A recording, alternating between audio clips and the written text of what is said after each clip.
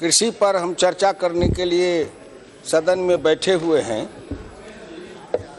कृषि हमारा भारतीय संस्कृति का आधार रहा है। नाम ही अंग्रेजी में इसका नाम है एग्रीकल्चर। मैं अंग्रेजी को व्याकरण के संधि विच्छेद से, आप ज़्यादा उसमें विद्वान हैं, जब हिंदी के व्याकरण से संधि विच्छेद करता हूं तो एग्री और कल्चर, तो एक बार मेरे दिमाग में आया agreement of all culture that is called agriculture. जहां सभी संस्कृतियों का समन्वय है वही कृषि है। इसीलिए इस कृषि को केवल किसी दल का न समझना चाहिए, किसी जाति का न समझना चाहिए, किसी धर्म का नहीं समझना चाहिए। बिना रोटी के कुछ नहीं हो सकता। जब हम समाजवादी आंदोलन में थे तो नारा लगाते थे, मांग रहा है हिंदुस्तान रोटी कपड़ा और मकान। साम्यवादी मांगा करते थे, मांग रहा है हिंदुस्तान लाल किले पर लाल निशान। तो उनको लाल किले पर लाल निशान चाहिए था, मुझे हिंदुस्तान में रोटी कपड़ा और मकान चाहिए था। और तब से ये नारा लगाते आए कि हिंदुस्तान में रोटी कपड़ा मकान, कोई ऐसी सरकार आ जाए जो इस नारा को सुन ले। डॉक्टर लोहिया के नेतृत्व में हम नारा लगाते थे, बाढ़ सुखाड़ अस्थायी निदान का नारा लगाते थे। इतने दिन चलते चलते आए ये कल्पना और सपना लेके कि किसी न किसी दिन हिंदुस्तान के करोड़ों किसान की ये आस पूरी होगी। आज भी इस चैनल को हिंदुस्तान के गांव में बैठ करके लाखों किसान सुन रहे होंगे और देख भी रहे होंगे। इसलिए मैं सामान्य सदस्यों से प्रार्थना करूंगा कि चाहे कोई बोले, लेकिन केवल सरकार की कमी और नीतियों की आलोचना करने के बनिस्पत सरकार द्वारा चलाई जाई योजनाएं हैं, उन योजनाओं से हिंदुस्तान के लोगों का जो समग्रता में परिवर्तन होने वाला है, आर्थिक परिवर्तन, सामाजिक परिवर्तन, बौद्धिक परिवर्तन, शैक्षणिक परिवर्तन, ये समग्रता में जो परिवर्तन होने वाला है इन नीतियों के कारण, उस पर विस्तार से चिंतन करें, क्योंकि एक दिन में नहीं होगा। सुरेश जी किसान के चर्चा कर रहे थे। हिंदुस्तान में किसान तीन तरह के हैं, एक है हलधारी, एक है छाताधारी, एक है बंगलाधारी। हिंदुस्तान के अंदर जो लघु सीमांत किसान हैं, लघु सीमांत किसान वो है 60%, लघु किसान है वो है 18%, ये है हलधारी। और इनके ऊपर 5-10% किसान है जो है छाताधारी। और हिंदुस्तान के ऊपर 1-8% किसान है जो बंगलाधारी, फार्म हाउस बनाते हैं, ठाट बाट से रहते हैं। 1 एकड़ 2 एकड़ का फार्म हाउस है, कागज में उसमें दिखाते हैं कि 2 एकड़ का फार्म हाउस, आमदनी सालाना में 3 लाख। ऐसे जो किसान है उनको केवल दिखावटी किसान है, बंगलाधारी किसान है। मैं जीवन भर रहा हलधारी किसान, कुछ दिन में बना छाताधारी किसान। छाताधारी किसान वो है जो किसान के साथ मेड़ पर खड़ा रहता है, उसको रोटी लाके देता है, पानी लाके देता है। कभी किसान बीड़ी पीने लगता है या तंबाकू खाने लगता है हल छोड़ के, तो छाताधारी किसान हल चलाने लगता है, कुदारी चलाने लगता है, अपने काम को बंद नहीं होने देता है। वो उसका सहयोगी है, वो है हिंदुस्तान का असली किसान। भारत में जो कृषि क्रांति आई थी, उस कृषि क्रांति का 70 से 90 के दशक में हिंदुस्तान में 20 बरस, अगर सही माने में कहिए तो हिंदुस्तान में अन्न का उत्पादन भी बढ़ा है। और हिंदुस्तान के अंदर जिसको कहते हैं एग्रीकल्चर ग्रोथ, उसका परसेंट भी बढ़ा है उस 20 वर्ष में। वो भारत सरकार के सामने आंकड़े हैं। और हिंदुस्तान के इस कृषि क्रांति करने में किसने सफलता पाई थी, किसके कारण सफलता मिली थी, कभी इस पर भी ध्यान देना चाहिए। मैं कृषि समिति के स्टैंडिंग कमेटी का चेयरमैन हूं, लेकिन इससे पहले 77 से मैं हिंदुस्तान के सभी ICAR के अनुसंधान संस्थानों का भ्रमण किया हूं। मैं मानता हूं कि हिंदुस्तान का ICAR का अनुसंधान संस्थान और कृषि विज्ञान केंद्र आज भारत में उस तरह से बनाया गया है और आगे बनाया जाना चाहिए जो हिंदुस्तान के लिए वो कृषि सांस्कृतिक समन्वय का एक केंद्र बने। वहां किसान उसको तीर्थ स्थान के जैसे समझे। कितना उनका योगदान है, कृषि वैज्ञानिकों ने कितना किया है। आपके यहाँ इंदौर में जो सोयाबीन का है और गेहूं का अनुसंधान संस्थान है, मैं उसमें गया था घूमने के लिए। आज बीज की बात लोग करते हैं, ऐसा बीज बना लो, ऐसे बीज बना लो, जैसे लगता है हमारे मिथिलांचल में कहते हैं चटमंगनी पट बिया, कि तुरंत तुरंत बात करो, तुरंत शादी करो, तुरंत बच्चे पैदा करो। ऐसा तो नहीं हो सकता ना। एक बीज बनाने में, न्यूक्लियर बीज से और सर्टिफाइड बीज बनाने तक में, फार्मर्स बीज तक जाने में वैज्ञानिकों को 10 बरस समय लगता है। 10 बरस में एक नया बीज बना के तैयार करता है और वो बीज तब हिंदुस्तान में क्रांति करता है। पंतनगर से जो बीज निकाला गया, RRA गेहूं का बीज निकला, या धान के जो बीज निकले थे प्रारंभ में, ताइचुंग से लेके, IR8 से लेके, जाया से लेके, ये इतने वैरायटी जो धान के निकलते चले गए, उसके कारण हमारा उत्पादन बढ़ते चला गया। किसान को अगर सही माने में प्रशिक्षण दिया गया होता, प्रसार का काम हुआ होता, किसानों को जानकारी दी गई होती, किसान को आधुनिक यंत्र का, आधुनिक तकनीक का, कृषि विज्ञान की जानकारी दी गई होती, तो आज हिंदुस्तान जहां है, हम जो 2,272 मिलियन टन का उत्पादन कर रहे हैं, वो आज हम 300 मिलियन टन से ऊपर तक पहुंच गए होते। लेकिन क्यों नहीं हुआ? प्रसार का काम नहीं हुआ, प्रशिक्षण का काम नहीं हुआ। हम मधुबनी में जिस समय मैं यहाँ कृषि मंत्री था, उस समय संजोग से मधुबनी में एक डिस्ट्रिक्ट मजिस्ट्रेट थे। वो डिस्ट्रिक्ट मजिस्ट्रेट पूसा ICAR से PhD थे, एग्रीकल्चर से संजोग था। वहां हमने प्रयोग किया कि कैसे हम किसानों को ट्रेनिंग दे सकते हैं।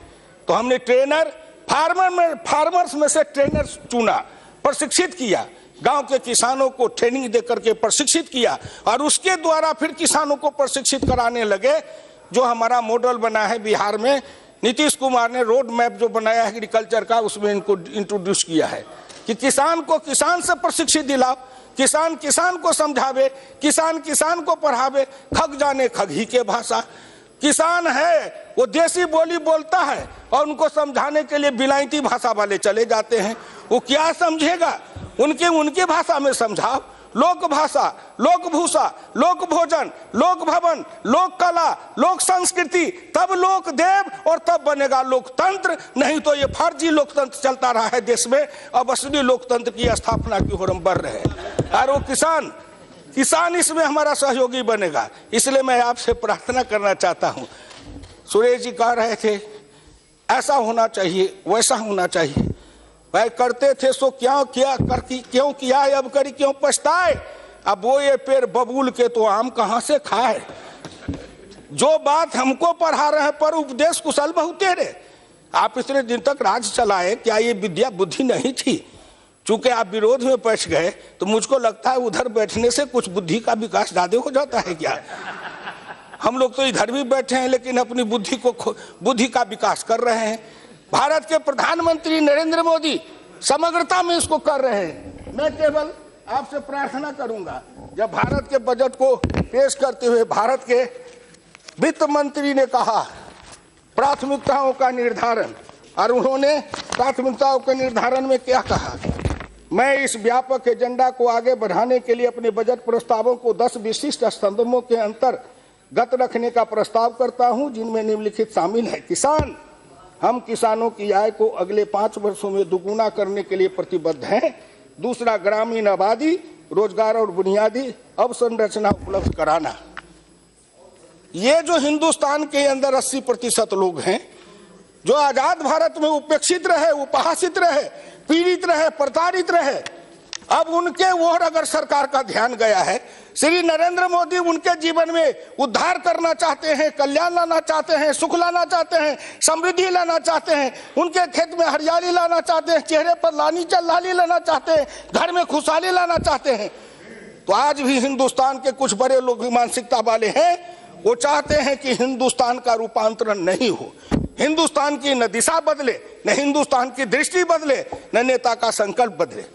नेता होते हैं, नीति होती है और नियत होती है।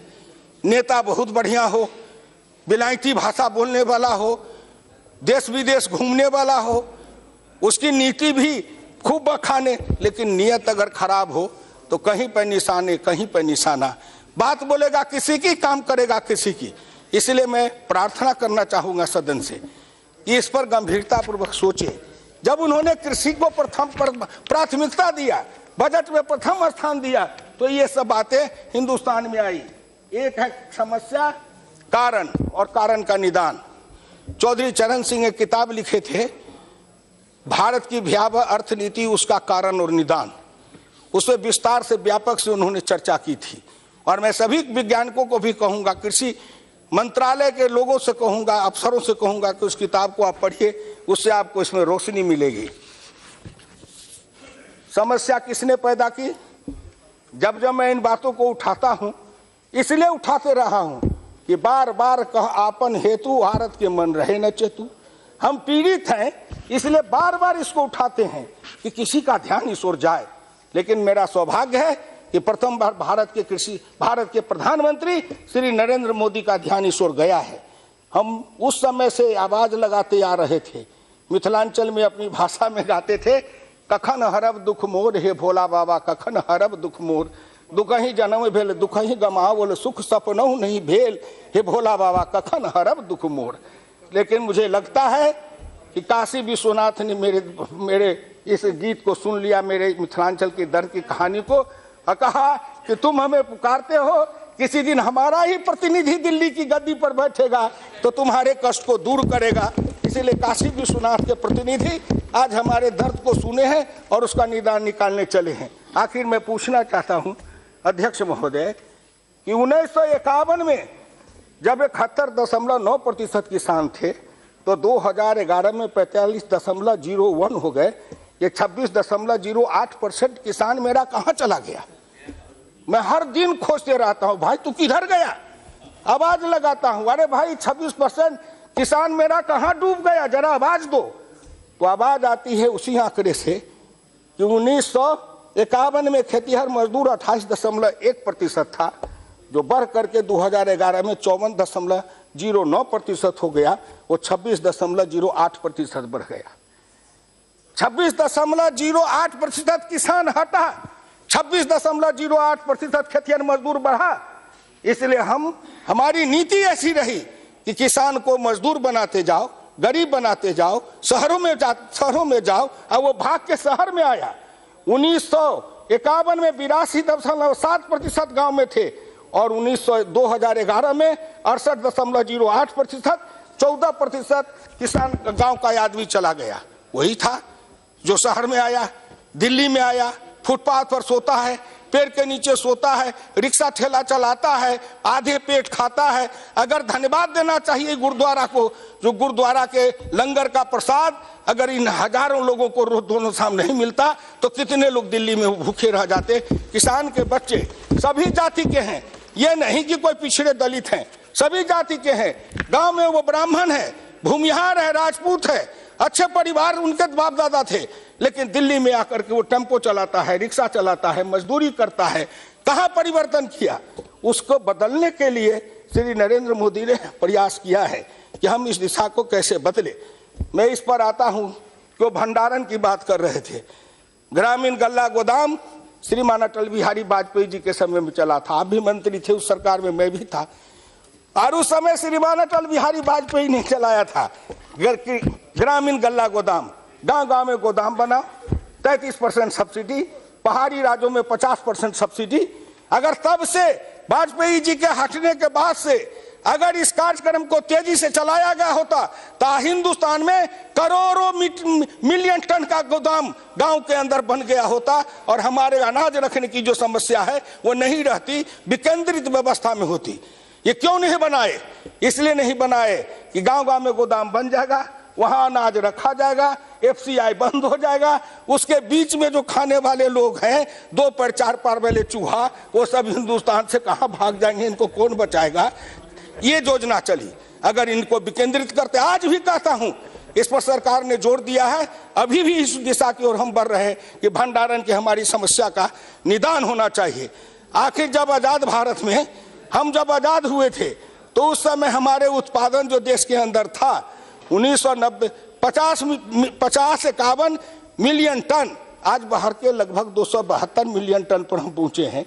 इस देश का किसान ही बढ़ाया न है। अन्न का उत्पादन, फल का उत्पादन, सब्जी का उत्पादन, दूध का उत्पादन, ये सभी मात्रा में समुद्र के अंदर जो खाद्य पदार्थ हैं उन पर खोज अनुसंधान उत्पादन, समग्र दिशा में भारत के कृषि वैज्ञानिक लगे हुए हैं और ICAR के जो संस्थान के वैज्ञानिक लगे हुए हैं, मैं समझता हूं कि उनको सभी हिंदुस्तान के किसान उनके अनुग्रहित हैं और उनको धन्यवाद देना चाहिए जो उन्होंने हिंदुस्तान की इस कृषि क्रांति लाने में भूख हिंदुस्तान जहां आयात पर जिंदा रहता था वहां निर्यात की ओर बढ़ गया, इतना उत्पादन बढ़ाया है। ये उन्हीं के कारण ये सब हमारा बढ़ा है। आपसे मेरी विनम्र प्रार्थना है, भारत सरकार ने पशुधन के विकास के लिए योजना चलाई है, देसी नस्ल के पशुओं के विकास के लिए योजना चलाई है। हम उस समय कहते थे भारत के अंदर अनेक उन्नत नस्ल की गायें हैं जिनको चुरा करके ले जा करके विदेश वाले क्रॉस करा करके होलेस्टीन, फ्रीजियन, ये कौन कौन गाय बना करके फिर हम वापस लाते हैं। लेकिन गाय सब कुछ मेरे यहाँ से चोरी होके गई है। जब मैं कृषि मंत्री था तो इसका मैंने पता लगाया। आंध्र का अंगोल, केरल का बेचूर, गुजरात का गिर, राजस्थान का थारपारकर, साहिवाल, ये हिंदुस्तान की ऐसे नस्ल की गायें हैं कि अगर इनको सही दिशा में आपस में क्रॉस किया गया होता, हिंदुस्तानी नस्लों को संकरित करके और संस्कारित करके एक नए नस्ल पैदा किया कर दिए होते तो आज हिंदुस्तान में एक अलग कृषि क्रांति होती और हिंदुस्तान के किसानों के घर में अलग तरह से खुशहाली आ जाती। लेकिन नहीं किया। क्यों नहीं किया? क्योंकि आप विदेश आश्रित थे, हम स्वदेश आश्रित हैं।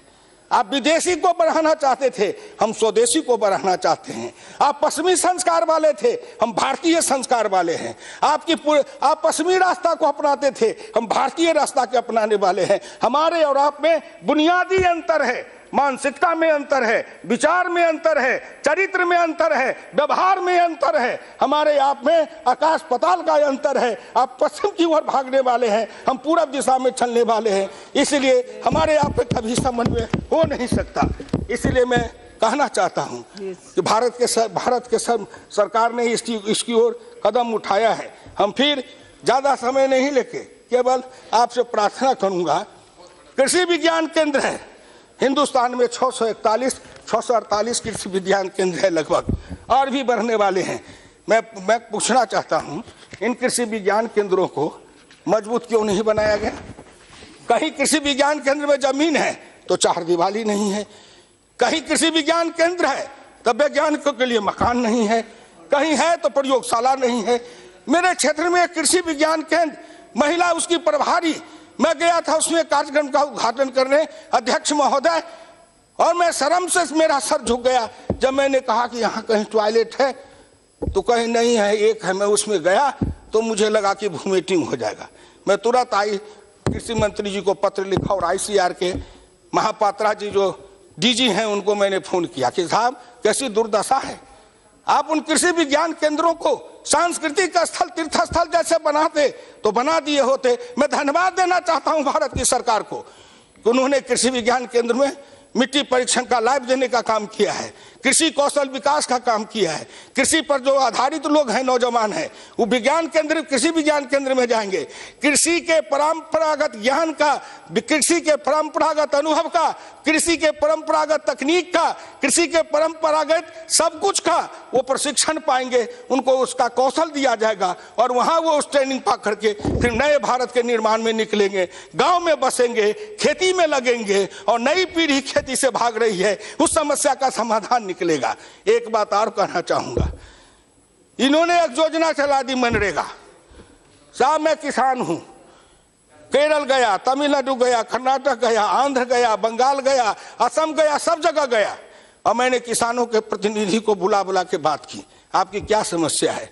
सबसे किसान प्रतिनिधि केवल एक बात कहता था कि साहब आप हमारा उद्धार चाहते हैं तो इस मनरेगा से मुक्ति दिला दीजिए। हम कहा क्यों? तो कहा ये फालतू में काम धाम करता नहीं है, मुफ्त का डुप्लीकेट बिल बना के सब खाता है, हमको मजदूर नहीं मिलता है। रघुवंश सिंह जब ग्रामीण विकास मंत्री थे उन्होंने इस पर चर्चा की कि एक योजना का स्वरूप बनाया था कि मनरेगा से मैं कहता हूं जो 200 रुपया कि 250 रुपया रोज देते हैं वो 200 पौने 200 रुपया रोज किसान को दे दीजिए खेत के मजदूर के लिए, और बाकी जो 100-150 लगेगा सो अपना घर से मिलेगा। आप दीजिए उनको मनरेगा वाला, बाकी डिफरेंस वो 300, 400, 500 लगता है, सो उसमें मिला करके वही देगा। हिंदुस्तान के सब मजदूर को काम मिलते रहेगा, काम देंगे हम, गांव-गांव में रोजगार देंगे हम। और हमको क्या बनाया गया? हमारे बेटे पढ़े लिखे, पैंट वाले, पतलून वाले, मोबाइल वाले, अब उनको कहते हैं कुदाल उठाओ, टोकरी उठाओ, मिट्टी खोदो, यहाँ से वहां फेंको। हमारे बच्चे को आप इतना हीन भाव से समझते हैं। पर आपके बच्चे काबिल बने, विद्वान बने, अब मेरे बच्चे कुदाल और टोकरी लेके सर पर मिट्टी खोदे। कहाँ डंपर का जुग आया, कहाँ जेसीबी का जुग आया, कहाँ ट्रैक्टर ट्रॉली का जुग आया, कहाँ हिंदुस्तान इसरो वाले एक ही सैटेलाइट से 104 छोड़ रहे हैं स्पेस में, अंतरिक्ष में सैटेलाइट छोड़ रहे हैं। कम कहाँ चले गए? और ये कहते हैं तुम कुदाल उठाओ, सर पर टोकरी रखो, मिट्टी खोदो, उस मिट्टी को फेंको। हिंदुस्तान के अंदर कृषि क्रांति आई है। मैं एग्रीकल्चर मिनिस्टर से भी कहना चाहूंगा कि आप ग्रामीण विकास वाले से बात करिए। हमारे कृषि क्रांति आई है। पहले हल बैल से खेती करते थे, तब कच्ची सड़क से काम चलती थी। अब ट्रैक्टर है, पावर टिलर है, थ्रेसर है, हमारे पास में कंबाइन मशीन है, ये सारे चलते हैं खेत तक। और हम कहते हैं खेत को पक्की बनाओ, पीसीसी बनाओ, जिससे किसान को दिक्कत नहीं हो, हर खेत तक हमारे कृषि यंत्र चले जाए और हर खेत में फसल काटे और तुरंत पंजाब के जैसे, हरियाणा के जैसे मंडी में पहुंचा दे। ऐसे बनेंगे कब? जब मनरेगा के सारे पैसे से कुछ नहीं करते, केवल मेरे गांव के सब सड़कों को पीसीसी बना दिए होते, हर गांव से गांव को जोड़ करके पीसीसी बना दिए होते, तो भारत का कायाकल्प हो जाता। इसलिए कि दृष्टि ग्रामीण नहीं थी, दृष्टि किसान वाली नहीं थी, इसलिए वो सुर नहीं गए। इसलिए मैं प्रार्थना करना चाहूंगा, राष्ट्रीय कृषि विकास योजना चली, उससे किसानों में क्रांति आई।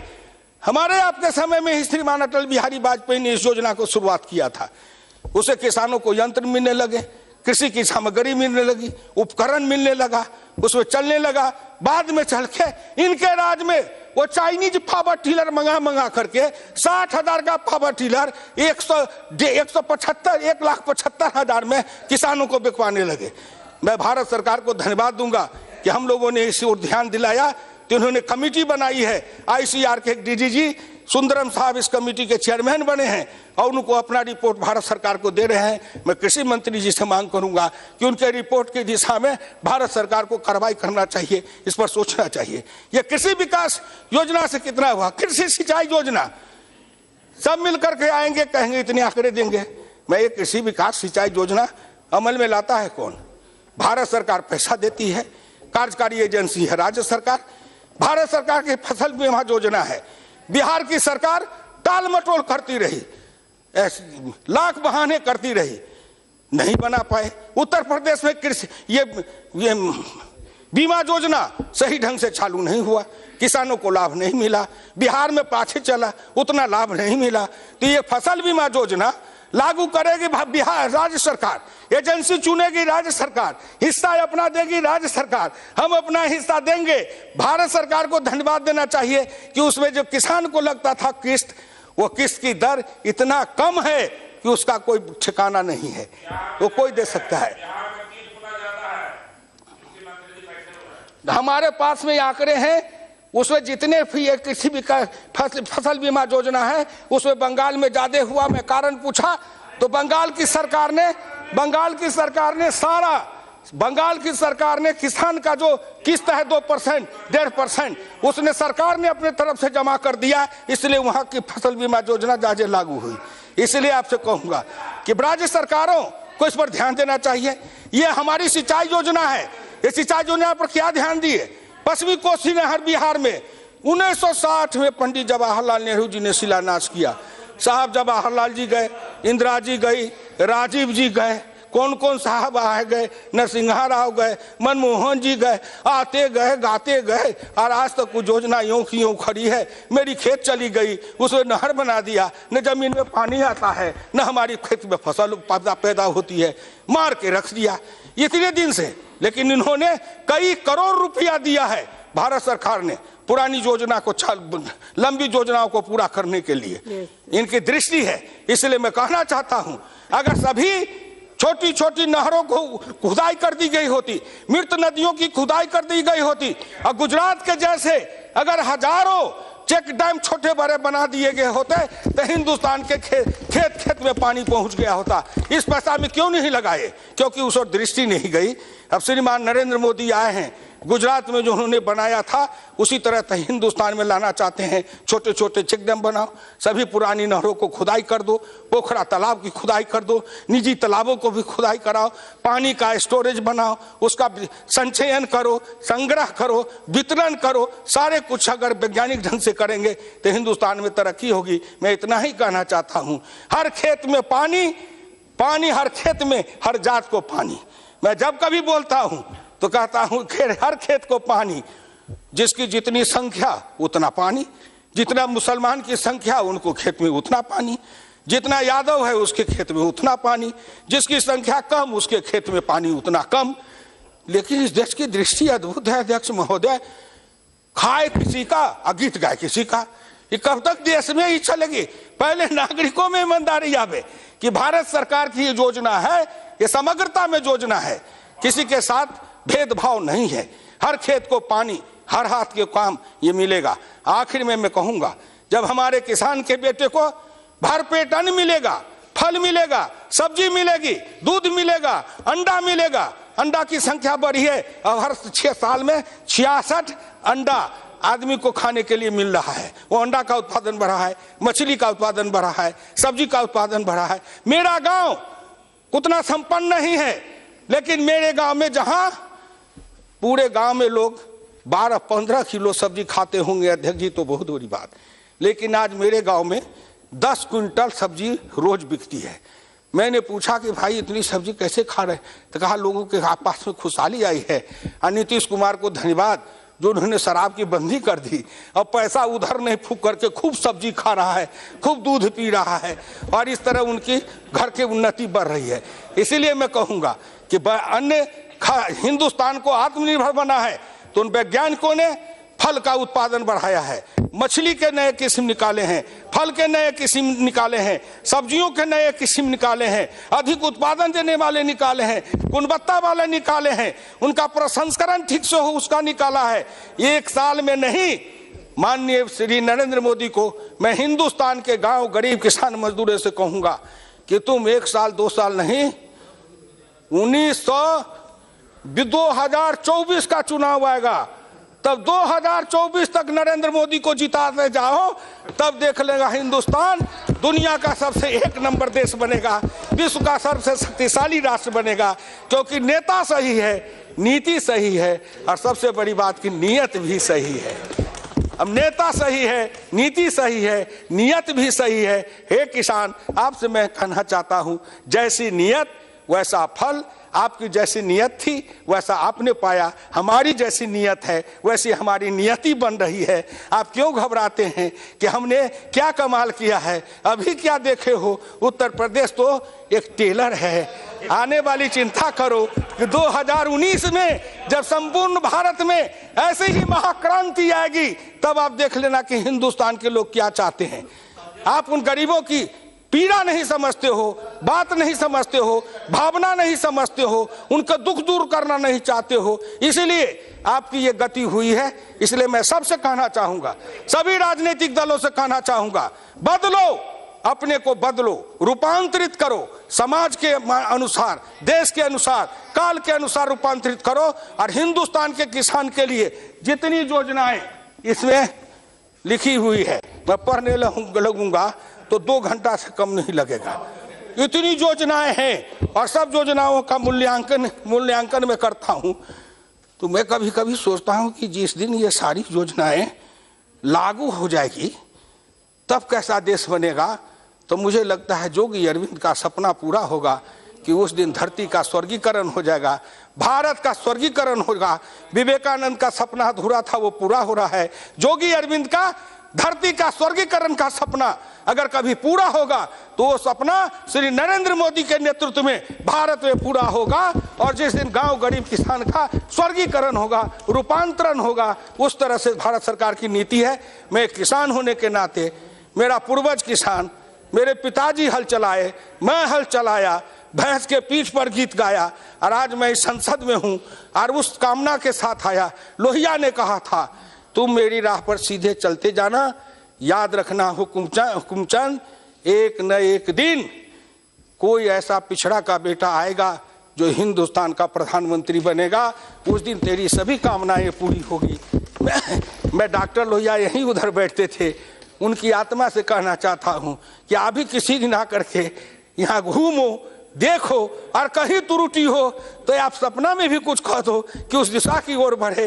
गांधी, लोहिया, दीनदयाल, इन तीनों की अभिलाषा थी, चौधरी चरण सिंह की कामना थी। नरेंद्र मोदी उन सब महापुरुषों की कामना को कामयाब करने आया है, रूप देने आया है, साकार करने आया है। इसलिए नरेंद्र मोदी समेत भारत के सभी मंत्रियों को धन्यवाद देता हूं। और गांव के गरीब किसान मजदूर जो मेरी बात को टीवी के चैनल पर सुन रहे हैं, उनसे कहता हूं, संभलो, धोखा में मत फंसना, अपनी दिशा वैसे रखना जैसे यूपी में रखे हो, इसी दिशा में बढ़ते जाना, बढ़ते जाना। एक न एक दिन हम अपनी कामयाबी का झंडा फहरा के विश्व विजेता बनेंगे।